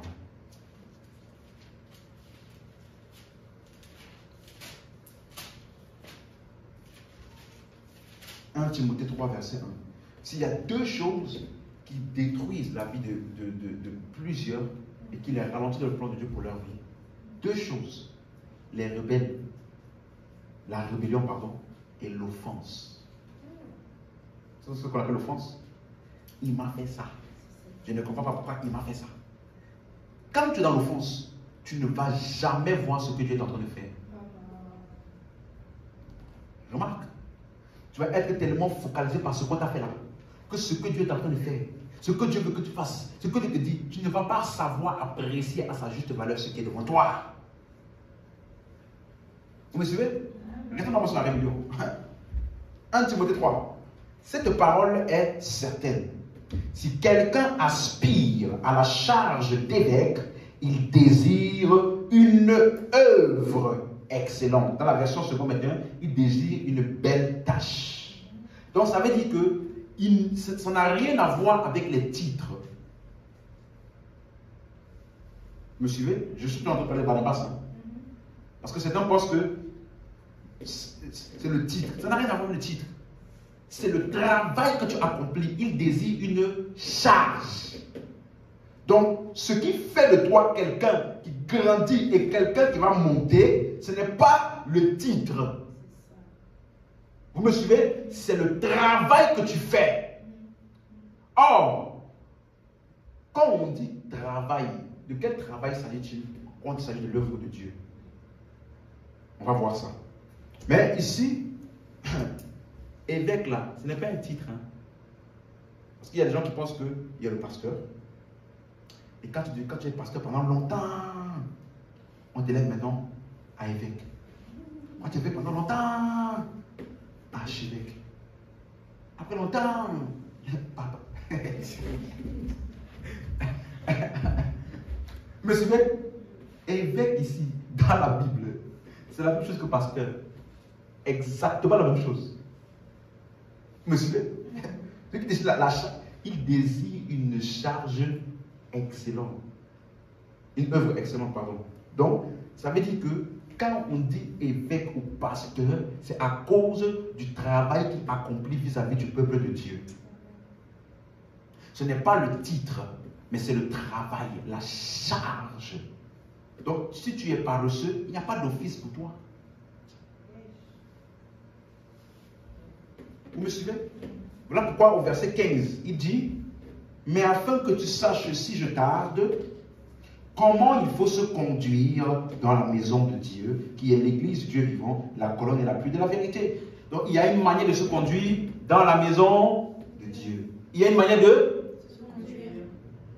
Il y a une organisation, il y a une hiérarchie. Il y a celui qui est le pasteur, il y a ceux qui sont les assistants pasteurs, il y a les diacres, il y a les serviteurs. Il y a tout ça.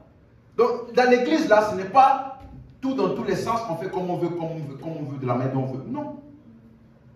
Mais celui qui a un grade élevé, ce n'est pas à cause du titre. C'est à cause du travail qu'il fait vis-à-vis du peuple de Dieu. Voilà pourquoi dans l'église locale, Dieu ne traite pas avec les rebelles. Parce que le rebelle, c'est celui qui veut s'opposer à la manière de fonctionner de l'église.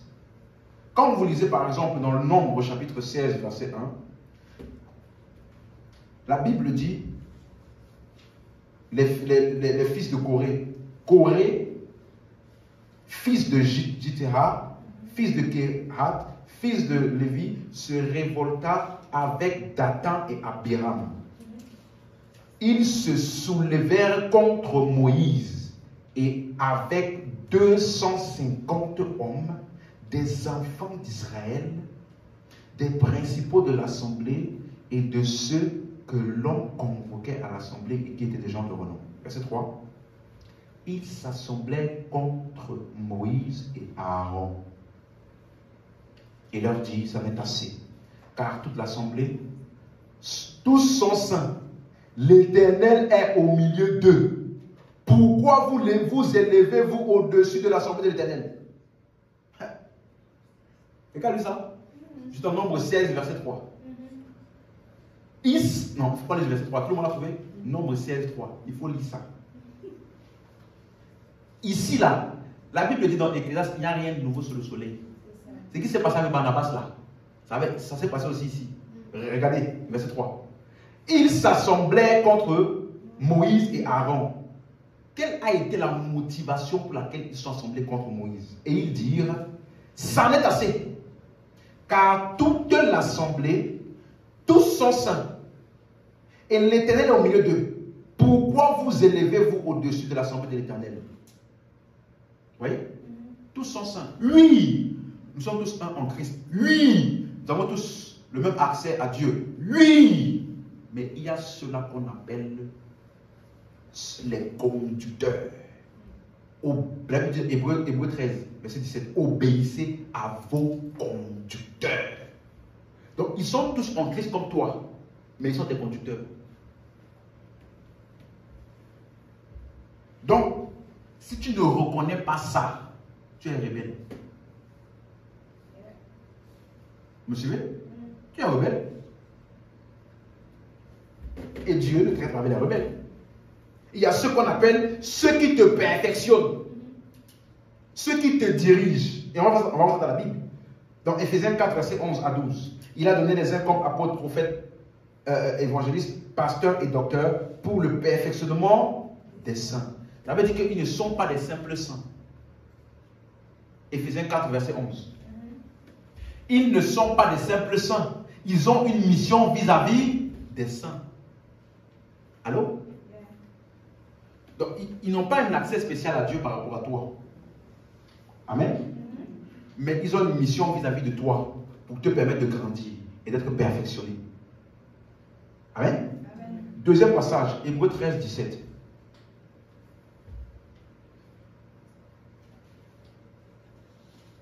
Obéissez à vos conducteurs. On a trouvé Hébreux 13, 17. C'est bon? Ok.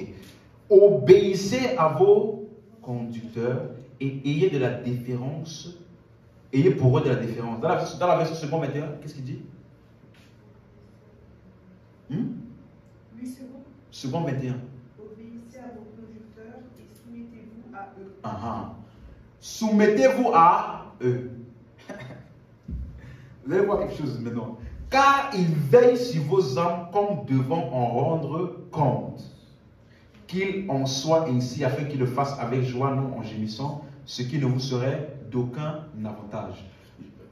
Dans la version semeur, car il veille sur vos âmes là. Il dit quoi dans la version semeur? Quelle est la version semeur? Oui.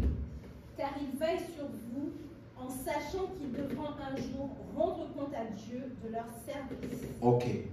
Donc quand on dit veille sur vos âmes là, c'est pas vraiment comme s'il gagne ton âme. C'est sur toi. Ton avancement spirituel. Ta croissance spirituelle. Donc ça veut dire que dans le corps de Christ, il y a ceux que Dieu a établis sur toi, que tu dois obéir. Quelqu'un suit? On est d'accord? Ce n'est pas se rabaisser de reconnaître ça. Amen. Vous me suivez? Reconnaître qu'il y a quelqu'un au-dessus de moi. Ce n'est pas te rabaisser. C'est marcher selon la parole. Et la Bible dit, soumettez-vous à eux. Quand je disais ça, l'esprit m'a mis en tête. Mais la Bible ne dit-elle pas, soumettez-vous à Dieu et résistez au diable. Donc, comment est-ce que tu vas te soumettre à Dieu?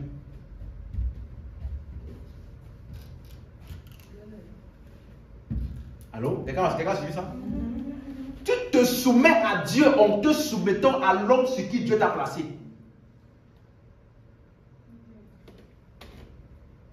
Parce que, laisse-moi te dire quelque chose. Si ton pasteur te donne une instruction, et toi tu vas prier par rapport à ça, hein, tu n'es pas soumis. Et si Dieu te dit autre chose, ça veut dire que soit toi là, tu blagues, soit ton pasteur là, il n'est pas appelé. Un des deux. Un des deux. Parce que Dieu ne peut jamais contredire son serviteur.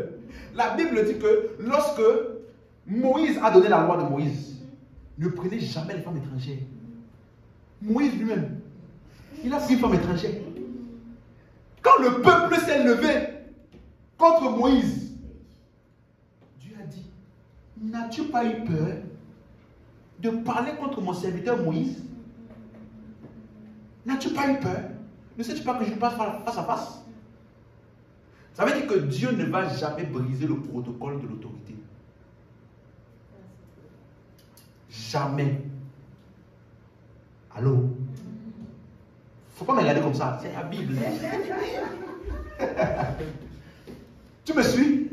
Dieu, il ne va jamais briser le protocole de l'autorité qu'il a établi. S'il voulait le faire par lui-même, il n'aurait pas établi ça. Vous me suivez? Donc, Dieu a mis des hommes sur toi pour s'assurer que tu grandisses et que tu accomplisses ce à quoi il t'a appelé. Et si tu outrepasses cela, hein, c'est la rébellion.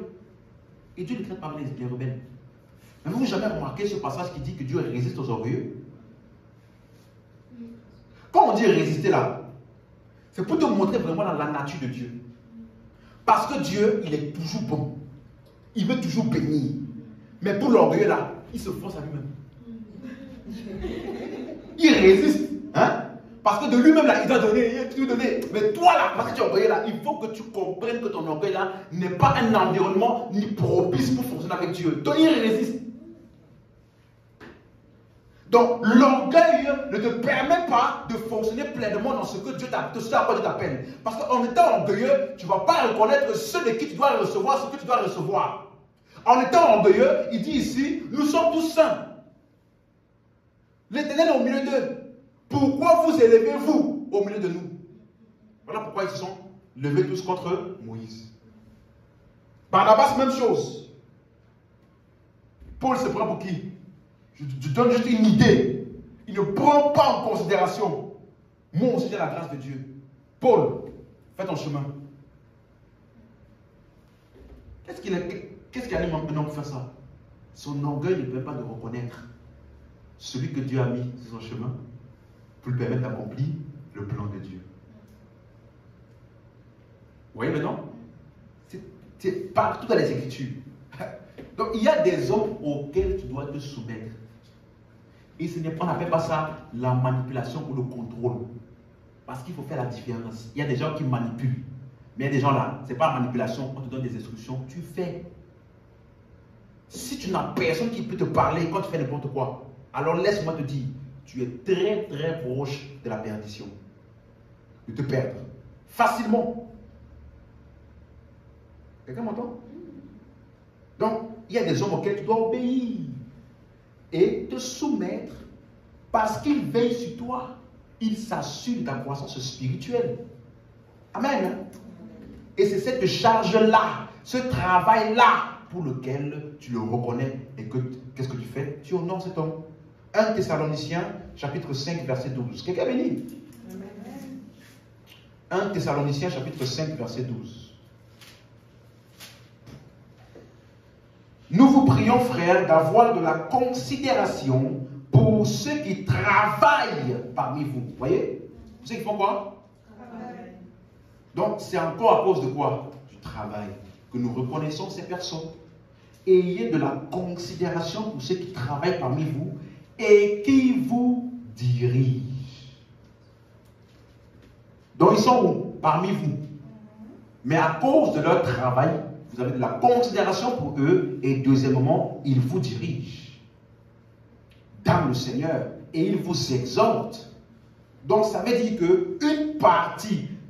une grande partie de la direction divine de Dieu pour ta vie viendra de ces hommes.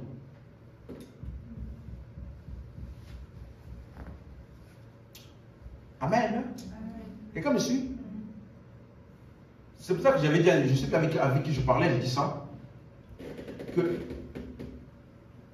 les gens qui viennent, qui passent le temps à dire, Dieu m'a montré, Dieu m'a dit, Dieu m'a montré, Dieu m'a dit, Dieu m'a montré, Dieu m'a dit, Dieu m'a montré. Suis-moi, si tu as un vrai homme de Dieu au-dessus de toi, c'est une sûreté de ne pas te perdre. Parce que le nombre de Dieu m'a dit qu'il a perdu des gens. S'ils avaient eu une personne au-dessus pour analyser ce qu'ils disaient avoir reçu, hein, au lieu de dire Dieu m'a dit là, ils allaient dire arrête de moi Satan.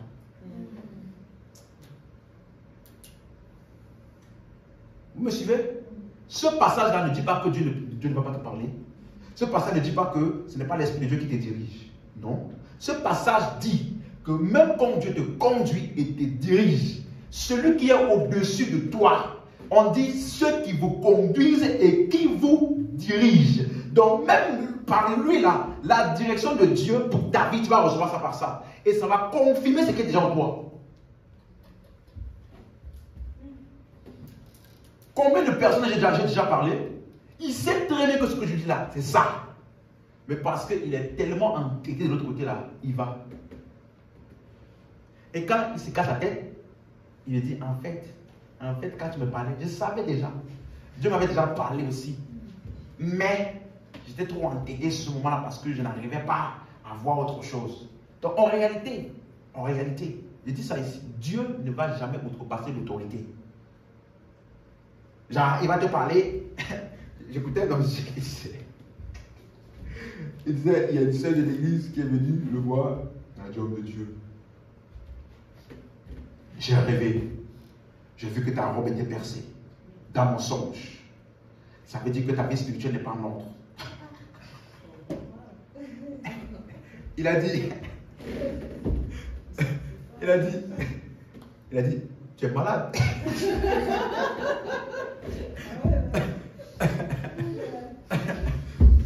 Tu es malade. Tu as fait un cauchemar. Dieu, il ne travaille pas comme ça. Non. Non. Même lorsqu'il parle à Samuel. Samuel se lève. Il pensait que c'était la voix de qui? Élie.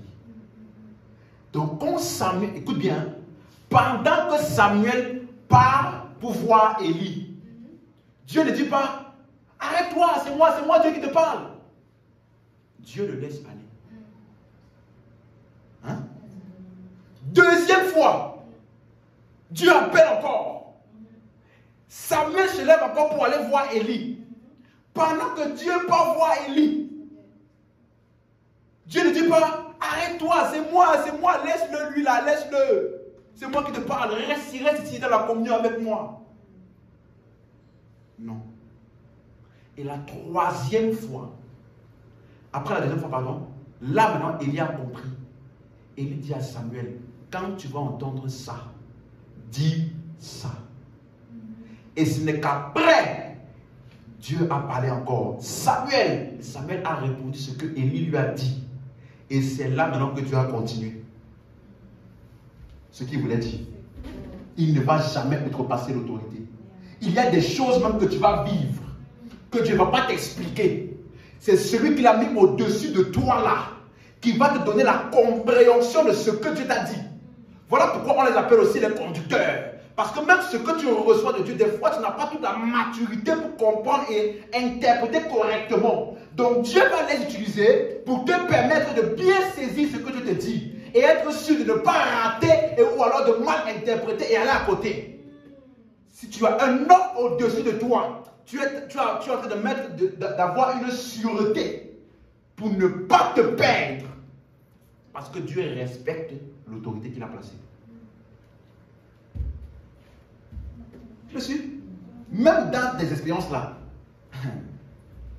Amen. Il vous dirige et vous exhorte. Au verset 13, ayez beaucoup d'affection d'eux. Et pour finir, la Bible dit que 1 Timothée 5, 17, que les anciens qui dirigent parmi vous soient jugés dignes d'un double honneur, surtout ceux qui travaillent à la prédication et à l'enseignement. Donc ceux qui travaillent dans l'église là, quel est leur travail? À la prédication et à l'enseignement. Donc voilà ce qui permet à toi d'honorer un homme de Dieu. S'il travaille sur toi, il travaille sur ta vie dans la prédication et l'enseignement. Amen. Donc on est tous un, oui. Mais il y a ceux-là qui sont responsables et qui vont rendre compte à Jésus de ta vie. Vous savez ça? Jésus va leur demander, et la sœur telle? Et la soeur telle, et le frère tel. Vous vous rendez compte? Donc Jésus il va devoir rendre compte pour chacune des personnes que Jésus lui a confiées. Donc voilà pourquoi, quand une personne fait ce travail-là, il faut rendre grâce à Dieu pour lui. Donc, à chaque fois vous allez voir, honneur, respectez, obéissez, parce que Dieu ne fonctionne pas avec les rebelles. Si tu es le genre de chrétien qui n'aime pas qu'on te dise quoi faire, tu ne peux pas aller loin. Quelqu'un m'a suivi? Si tu n'aimes pas qu'on te dise maintenant là, ça là que tu as de faire là, arrête. Fais plutôt comme ça. Vous me suivez? Quelqu'un disait une fois, oh mais, c'est vrai que le pasteur m'a dit ça, mais je ne sens pas encore la chose, je ne sens pas encore la chose. Bien aimé. Ton pasteur te parle et tu cherches à sentir. Ce n'est pas le sentir. Vous me suivez? Ce n'est pas sentir. C'est tu fais. C'est ainsi que tu te garantis de ne pas te perdre. Alléluia. On peut se lever. Donc, honorer Dieu, c'est honorer l'Église. Et la manière dont tu traites donc l'Église est la même manière comment tu traites Jésus. Même chose. C'est pour ça que Dieu n'avait donné aucune révélation à Barnabas, qui avait reçu la révélation Paul. Donc, Barnabas devait travailler avec Paul à son côté pour qu'ensemble ils accomplissent le plan de Dieu. Dis avec moi, j'ai besoin de l'Église pour accomplir le plan de Dieu pour ma vie. Dis ça encore, j'ai besoin de l'Église pour accomplir le plan de Dieu pour ma vie. Alléluia. Donc l'église là, c'est une plateforme établie par Dieu pour s'assurer que tu vas accomplir son plan pour ta vie. Ne joue pas avec ça. Alléluia. Élève la voix en grâce à Dieu pour cette parole. Merci Seigneur pour ta parole.